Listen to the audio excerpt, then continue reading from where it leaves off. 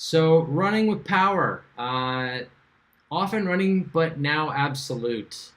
So running now has power, and power is something that we can quantify, measure, and it's something that a lot of people who have used cycling power will really understand and really enjoy.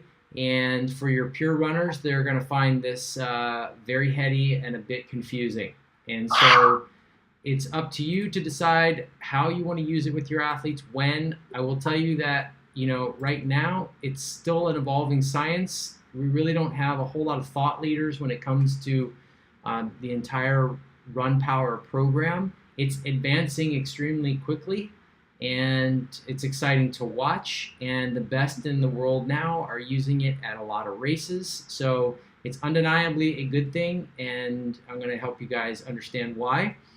I think as far as the maturity of your coaching, will you use a lot of this early on? Not as much, but you may find that you come across an athlete that has it, and you're going to have to be able to engage them with it. And so that's why I'm introducing it to you now, so you understand and have the keys to it. Whether or not you use a lot of training power workouts or plans and things like that will become something you decide between you and your athlete. And there's certain things that power lends itself better to. For instance, hilly courses, more dynamic courses, wind, and things like that. So it's not as absolute as in cycling in some ways, but the story is a little more complicated because we're talking about your run form, which plays a major role in how much power you're putting out, how efficient you are, and what we're tracking. So overview of topics we're going to cover: what it is, how it's measured, differences between run and bike power, why you and your athletes need to focus on run power, how to improve, what FTPW is, that's just your threshold for running, and leg stiffness. Not when you get tight, but how shockingly absorbent those legs actually are. So pretty cool. All right, so what it is, how it's measured, and what it's measuring. It is a power pod that basically goes on your shoe, or it's a shoe insert that slips into your shoe. Really there are two biggies right now on the market. They are Stryd and Garmin. Garmin is not quite as evolved as an ecosystem. As of this conversation, Stryd is really the front runner. It's also twice the price. So, the things that you get for Stryd are ANT Plus, Bluetooth enabled, the ability to have all of your workouts sync on their back end for greater analysis, and they have a really nice platform for that. It also works with the Apple Watch, which is pretty interesting. I've played around with that quite a lot, and I do enjoy it. There are some quirks to it, but that's a nice feature to be able to Bluetooth it to the Apple Watch. Measuring ground contact time. Okay, we know that if you're on the ground longer, that you're running a bit slower, and that's less efficient. We can actually calculate that, and that's a good thing to measure. Measuring vertical oscillation. How much bounce do you have when you're carrying your torso? Is it vertically going up and down a lot? Are we lifting up and dropping the body a lot? Or how are athletes performing that way? We're measuring cadence, foot turnover, foot speed. More foot speed is better. So we can easily see when athletes are progressing through their run, whether or not they're fading at the end of a run and their cadence is increasing, and we can help them with drills, and we can help them with workouts that are designed to resist fatigue and keep the cadence up. Measuring leg spring stiffness. This is kind of a funny concept, but a stiff spring tends to return energy better. And so the stiffer our legs are, the faster we're actually going to run. It's a more efficient way to run. This is where power on the bike tends to diverge a bit from running. So running, that coil, that spring, when it hits the ground, if it's a noodly leg that kind of just lands and plops down with a very low cadence, then that's not going to return very much energy at all. If we have a stiff leg and it returns energy instantly and it's bouncing off of a quick step on the ground, then we're getting a lot more transfer, which leads us into an increase in pace. And so that's another thing that we're measuring here. So lastly, we're measuring is distance. Pretty self-explanatory. All right, so what are the main differences between running and biking power? So you guys went through the power module that we did for cycling. So I've given you guys a link here which compares and contrasts these differences, so you can go and check out the actual differences there. I put the bike FTP and zones side by side with the run FTP and zones so you can see them side by side, understand that. So both of these methodologies use what's called FTP, functional threshold power, 1 hour of power on the bike and on the run. Both have their unique percentages, as I just mentioned, of FTP, that their zones are carved up. Both have an absolute advantage for training. A watt is a watt, and it's a measurable output. The one thing that is different, now we'll get into this next, but you have different types of power output on the run, so we'll talk about that. Both are very helpful for targeting races and for yearly planning. So we have historical data that we can see all of this biometrical data to see how our athletes are progressing. So both can be used to pace more accurately than heart rate, pace, or perceived effort alone, even though we want all of those bits of information to come together, but we do know that we can pace really well with power. So that's why both of these are fantastic for races, long distance and short. Both need to be calibrated regularly. And the FTP, or hour of power, needs to be updated regularly, because if it's not, right, we're going to over amplify or under estimate the training stress that our athletes are actually under. So with power on the bike, there's a bit more mechanical calibration that's necessary. With the STRID foot pod, we find that it doesn't need to be calibrated nearly as regularly. So it actually, right out of the box, is pretty good. Their algorithm has gotten much, much better since we first had this. And STRID's been around for about 3 or 4 years, I want to say. So it's not really that long, or at least the use of it hasn't been very extensive. So a bit more about the differences continued. Run power is more complex. So it has 2 power output measures, form power and horizontal power. So if you can imagine, you know, in running, when you're running forward, it's your horizontal watts that we're looking at that actually move you forward. So that means all the other power that you're putting into your movement forward is actually wasted power. So when we look at athletes, you can watch on the Garmin, you can watch your form power, and if your form power is going up, that means you're fading. It means that you're losing energy, and you're consequently losing speed. So when you look at the STRID app, for instance, it's going to have form power as a field that you can track. So really super helpful. So the extra power data can help with, as I said, form and speed, and form is crucial to run economy and speed. Lower power zones for running tend to be a higher percent of FTP. As I mentioned, it's about 1 shifted zone at the lower zone. So zone 2 in power is really zone 3. Well, 80% is basically the baseline starting point for run power, and 70% is generally the starting of zone 2. So it's about a 10% difference. And again, just look at those side by side, because as they get into the higher power zones, they actually start to balance out again. So for instance, if you're doing FTP 100%, that's synonymous for both biking and for running. So in running, more power does not mean you will necessarily run faster. Don't have your athletes try to see how much wattage they can power out of their shoes. They will blow their shoes off and they will be injured, so don't have them do that. And so cycling is different because more power tends to be faster. And then it really comes down to some economy when we look at aerodynamics on the bike. But running has a lot more motion to it, right? Swinging of our arms, the unnaturalness of our gait, the lopingness of our gait, all that equates to loss of power that's measurable that we want to try to help our athletes translate. So, running drills are extremely critical. Types of sessions that we can do are extremely critical. And then, as I mentioned, leg stiffness, which equates to running faster. So due to the above, we observe both horizontal and form power. And as an athlete, you really can't train blindly by your power zones, but you're really much more focused on efficiency. So we will have zones just like biking, but we're essentially more interested in the actual economy our athletes are able to present when they're running. So you're looking to maximize speed per watt. Your athletes are not going to be always trained by that, but that's something that you should be familiar with.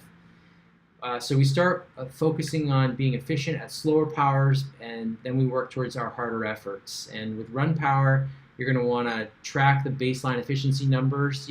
Have your athletes just collect the information for the first 4 to 6 weeks. You don't have to make any assessments about their numbers. You want to just let them collect it, see where they run regularly, and that will help you understand how to help them in their training. Get a baseline number. You want to enter in an FTP of some sort, but don't feel that you have to immediately get it 100% accurate, because there are nuances to how people run. So, for instance, some people have better form when they run really fast. Some people have very good form when they run slow. So we have to examine each athlete's efficiency level. It says, if you are training for a slower marathon or Ironman marathon, for example, and your form power is high, slower efforts versus faster efforts, there is run form work to be done there. So you can really start to see with running power how your athletes are handling their training and their load, so to speak. And when they're racing, it's incredible. There's a couple nice examples. I think I have one coming up later as a slide that shows how an elite performs versus an age grouper. But if not, I'll send it to you guys too. All right, so any questions on that so far? So, Cliff, you're not looking at this live. This is like you record the data and then you look at it post? Or is this like, hey, your power number was a little high. How'd you feel? You're looking both. So your athletes, if they're focused on their run form, for instance, it may be more beneficial for them when they're in a race, right, to not only look at their absolute power. Let's say you tell them to hold 280 watts, and they're holding it, and lo and behold, as they're running, right, they start to notice and note that either their total power is going down and their form power is going up, so they would need to really focus in on bringing their form together. Or they may see, for instance, as they're running, their absolute power is the same, but their form power starts to increase. And so then they need to maybe think about their pace a little bit more, think about their form, think about their turnover, and be more present with the types of running that they're doing. Not just, hey, can I crank out more watts? Or can I maintain that wattage? Because we're watching a whole nother thing. It's kind of like driving a car and looking at the tachometer, and you're saying, whoa, the tachometer is saying I'm redlining at 10,000 RPMs. Let me try and bring that down by pulling my arms in and swinging my arms better, and get the tacho to come down a little bit so the engine runs better, more efficient, if you will. Does that make sense? So you are quarterbacking the power at the end of the day. You're looking at Training Peaks, you're opening it up, and you're saying what happened. So that will cue the tape and tell you what happened for sure. And it's just one more type of output. Yeah. Good question. Very good. So Cliff, do you analyze form power independent of horizontal power? So I don't ever give form power targets. So what's kind of interesting about that is it is a little inherent to each individual. And the types of power you will see, like for instance, somebody who's taller or has a different type of gait may have a really large form power number, but they're always going to figure out what their baseline is. So you have to kind of look at it from a perspective of Kyle may have, his form power is only a certain value and yours is a certain value. That's your baseline inherent to you. So that's the kind of tricky part about running with power is it's not, there are multiple things that you have to be triangulating. It's not just, hey, did I push a bigger number? Was my hammer bigger this time? So when we train, is the challenge to reduce the form power number, or how can we tell if my form, the baseline is already perfect? Biomechanically, you'd have to observe your athletes a little bit, right? You'd have to say, collecting enough data, you would say, the goal is always to reduce it, right? It's kind of like swimming a Swolf score. You try to lower the stroke count and create that economy. In the beginning, if you're working with a new athlete, you know they've got form mistakes that need to be encountered. And we always want to try and lower it. We always try and make that number more efficient. So figure out what their baseline is. Let's just say it's a certain value, and then adjust from there. So it's a number you're always trying to improve. And then you may get to whatever perfect is, and then you can't really improve it very much. But biomechanically, everybody's got their own kind of value. So at the beginning of the call, you were talking about how power is first. Mm-hmm. So then, in the future, when you do run workouts or race plans, is it going to be a percentage of your power that's going to be in there and not pace? That's exactly right. Yep. That's exactly right. You may not give power to your athletes. That's up to you to decide based on what they need. If you have a very flat course, pace may be better for them. If you have a course where they know they have to hit a certain target early on, or you have a course that's extremely hilly with a lot of descending, you may want to give them specific targets so they don't blow it out power-wise going up a hill. You may use some combination of the two. I would say you declare one versus the other, actually. But you can play them off of each other. For instance, if you know more elite athletes will really be focused on pace, but the power numbers will help control them without getting too out of whack.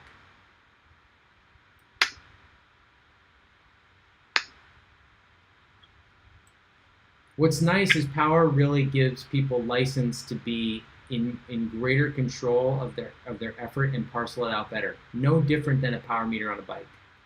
Really, really nice. And what I find is people who really get intimate with power on running are able to outperform much more so at the end of a race than somebody else who doesn't have it. And that's the strategic advantage. If somebody has it and somebody doesn't, that's what your athletes are looking for. This is going to be way over the head of beginner athletes, way over their head. They don't need it. It's good for you to have the information, so you don't need to upsell them a run power meter. The order of operations is really, let's have a power meter on the bike first, because that tells us a lot more about the run. So, I do think that the value to a coach and to yourselves as coaches is to have bike power first, because that's really going to dictate the run a lot more, and there's a lot more variability in cycling, in terrain. Running is pretty constant, pretty steady. The output is much more like a time trial, and that's where a lot of people don't really get on board with running, because they say, well, it's kind of the same number. You know what I mean? So hopefully that helps you guys understand a little bit. There are some limitations to it, but we're talking a lot more about and focused on form and how we're moving our bodies for economy. Okay, so why? Let's get to the 401 on why your athletes need to focus on power. Power is more accurate, as we said. We can track miles or volume. However, this does not tell us how much stress we're under. Workout intensity is the key to getting fit. And so we can really describe the intensity there much more specifically towards what we're trying to accomplish. And, there are other pieces to this, but the intensity it's really nice to get into a certain band of power and just plug it, and the benefits accrue from that. Rate of effort is, just too subjective. Heart rate is important, but lags the effort, and it's influenced by lots of aspects. So heat, fatigue, life stress. That's why we don't just train by heart rate alone. And run power plus heart rate plus rate of perceived effort. Now you've got the full story. You got everything you need.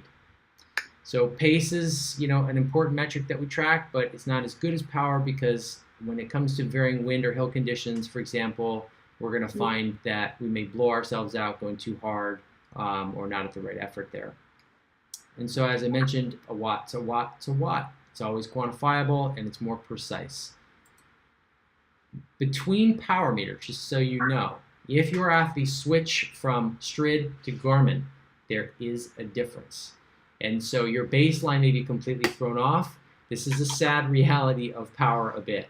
The calculations are based on algorithms, and the pieces that go into that and how they've calculated their algorithms make it such that you can't just pick up a Strid power meter coming from Garmin and expect your TSS and your FTP to be exactly the same. You may even find running downhill, for instance, one calculates power a little bit different than the other, and so you just got to be ready for that when that happens. And it's not like it's just not the same like cycling is, for that matter. All right, so let's move on to the next slide. Why you and your athletes are focused, let's continue. So as I mentioned, if you don't have power in the competitive end of the field, you do have a disadvantage, right? You can outperform at the end, you can take the victory in a sprint finish because you've got a little more in the tank. And if somebody doesn't have power and they went too hard early on, then they're going to have, not that advantage. So course specificity with power, coaches can dictate the load and the pace needed to go up and down hills without sacrificing too much to have a strong finish. And you can create Training Peaks power-based bands for your races and for your training. Advancing your run form or speed means you can become a bit more economical in your output, which means you're just going to run faster. I mean, typically people who start training with power start to become very focused on how they're moving their body, and they really didn't give that same attention to it until they started looking at a number really concretely. I can remember the first time I got a foot pod on my shoe and I started to see my cadence and it was abysmal. And I said, wow, I'm plodding along at a cadence of like 85. I'm slamming my feet. And then I put the Garmin onto the treadmill. This is in my 20s, early 20s. And I said, I know I need to be higher than 90. And I just started running and looking at that number and until I got to 90. And it just kept imprinting my feet and my brain where it needed to be. And then eventually I started to run with that fast foot turnover no matter what. And so I think that Runpower will really help your athletes figure that out. All right, so how do we improve with Runpower? Quick question, Cliff. Yeah. So is there an equivalent of best bike split for running yet? Say that one more time. Is there an equivalent of best bike split for running? There isn't, and what's really interesting is I talked with Ryan from Best Bike Split about this about maybe 5 or so years ago, and I kept pumping him saying, when are we gonna get best running split, and yeah. He has all the rights and the trademarks to all that stuff, but there just isn't the same demand for it. And they created kind of like a test run of it to see what people would think. And I played around with kind of like a site that they have for it. And they'll give you power run numbers for like, I think it's 2 or 3 marathons and a couple half marathons, like some of the majors. And it was very interesting. But I think one of the limitations are that when you're running, it is a little bit weird to constantly look at your watch. And I think the general audience is hard to find for this type of thing. And the Solos glasses, where you're looking at power in your glasses, is a really neat concept, but it's an expensive product. It's another piece of tech. So there are some limitations to how people are using running. But we do know that looking at the data afterwards, there's huge benefits to looking at this stuff. It's not like you're not going to not see running power in the future. It's always going to be here to stay from this point forward. Yeah.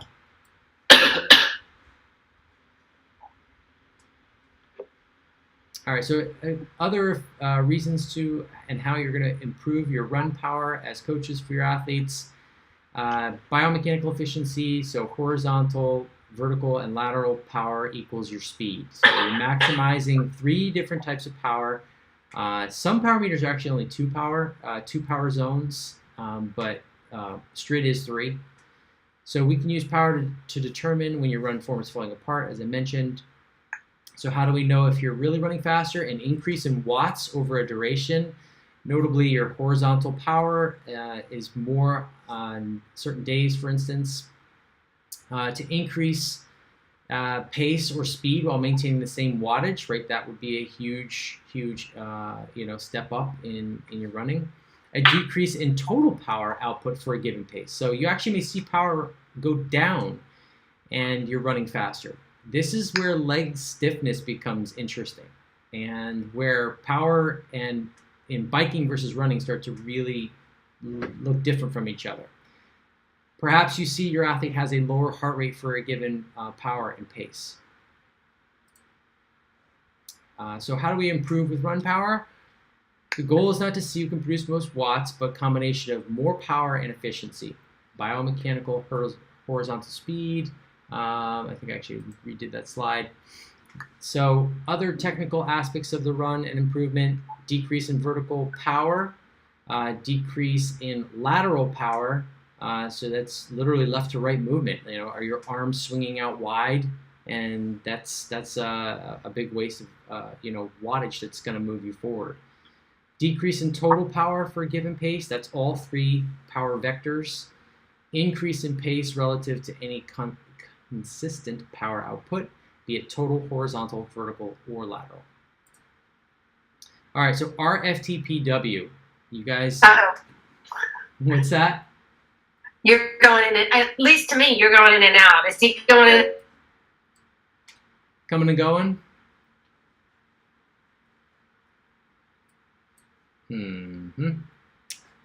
Let's see here.